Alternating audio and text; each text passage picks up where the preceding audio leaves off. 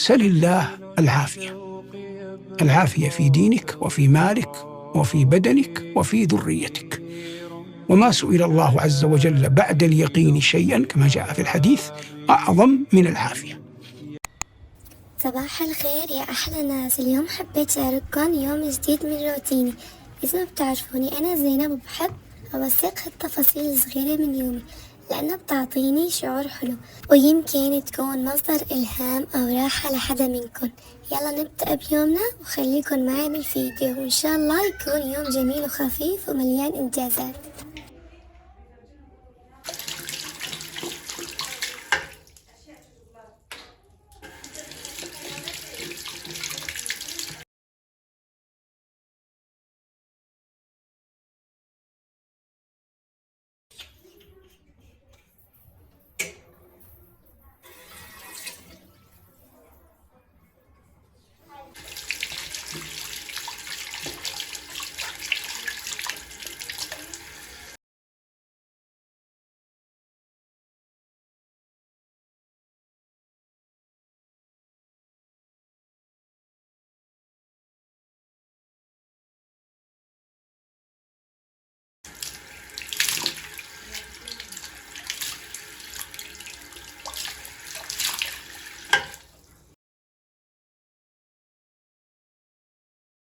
هلا بدي رتب معكم التخت.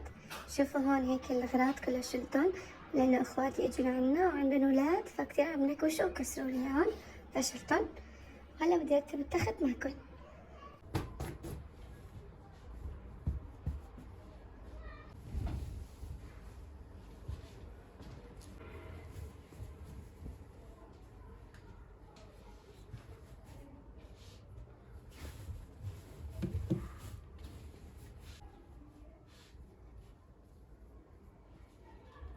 أحلى مرحلة هي مرحلة التعطير، فبدي أعطر التخت. لما بتعطروه بيطلع ريحة التخت هيك معطرة بتجنن.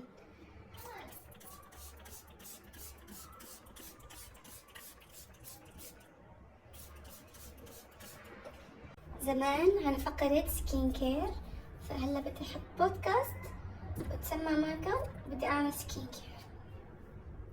شو أكتر حدا بتسمعوا عليه بالبودكاست وهيك؟ أنا أكتر شي صراحة أحمد صابوني، فإنه بشكل عادي بس إنه أكتر شي أحمد صابوني.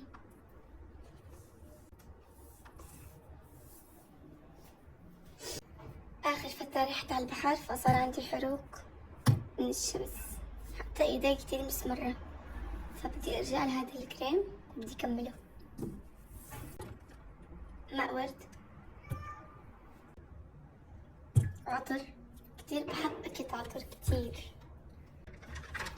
مسك الطهارة اللي ما بتخلى عنه أبدا.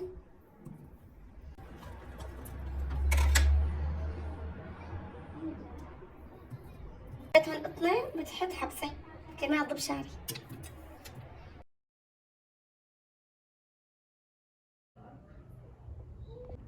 الطريق بالحياة في صعوبات، في مشاكل، حتى لو كان هذا الطريق هدف انت بتحبيه، وين ما روحتي في مشاكل. اختاري المشكلة اللي على الأقل بتحبيها، أو على الأقل تقدري تتحمليها. بس اوعك تكون المشكلة اللي انت الله خلقنا بعقول. إذا تلاحظوا العقل البشري عقل دايما بتطور، يعني انت كمية المعلومات اللي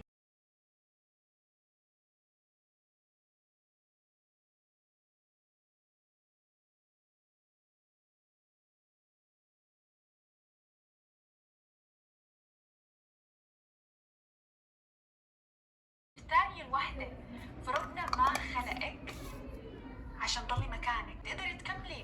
ربنا عطيك اللازم، انت لازم بس تاخديه، تستثمريه، تشتغلي عليه، تنطلقي. بس لما تنطلقي ما تستني حدا يجي يدعمك او يقولك يلا اطلعي. ما حدا رح يعمل هذا الموقف معكم، والاحسن انه ما يعملوه اصلا، لانكم انتم ما رح تتعلموا كيف تختاروا حالكم الا بعد ما يخذلوكم اقرب الناس حواليكم. يعني خليني احكي لكم شغله، انا في اي مجال دخلته، في اي مجال، ما حدا علمني، ما حدا وقف وقال لي اعملي هيك. قلت لكل اللي انا بدي اياه، وقعت بكثير مشاكل يعني بهذا الطريق، ما كنت استنى حدا يجي يحل لي اياه.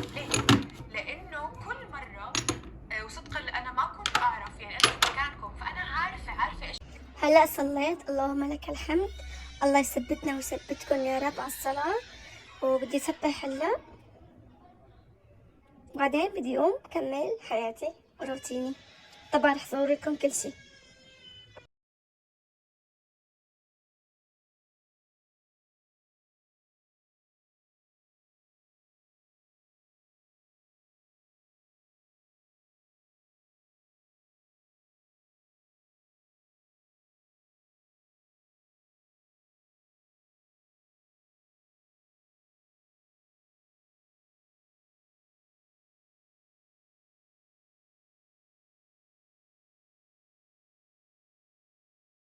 شوفوا كيف الأراضي معجون، ألعاب شغلات، فبدي لم هدول وبدي كنس.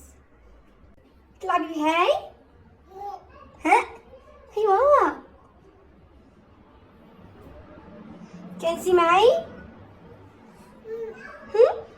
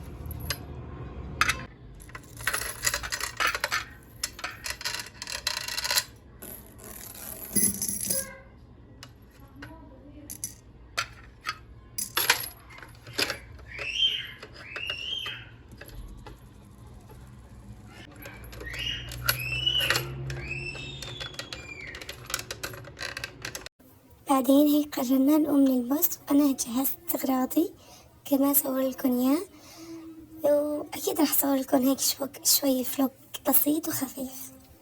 خليكم معي تشوفوا وين رحت.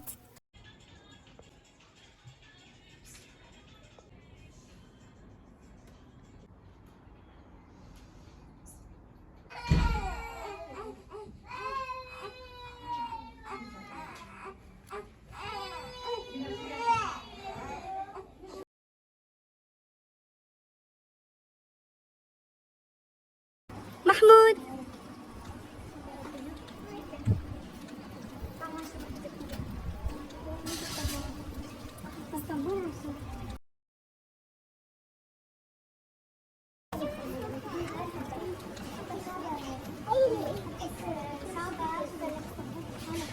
أخذنا معنا أكلات. هاي غنوجة.